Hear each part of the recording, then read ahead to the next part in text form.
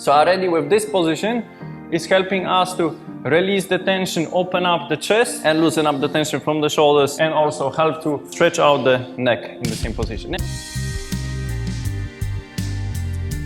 Yeah, so with the head we want to open up the shoulders, and with the head we want to press down, and chin is going in here. 1, 2, 3, 4. More time you spend in this position, you feel like more open. It gets intense with the time.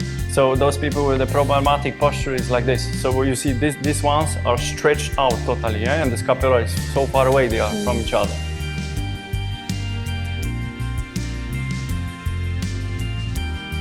Four. Yes, so down, up and child pose.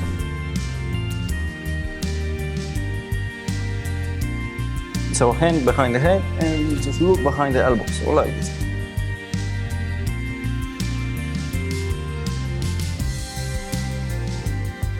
So we want to challenge ourselves, going as high as possible. Higher, higher, higher, and down. Perfect. Straight elbow, and then down and up. This is what we want to achieve, not using elbow, which will help you to keep your shoulders healthy and strong for you. I use this exercise very often when you feel like over tension. I need to do more of this.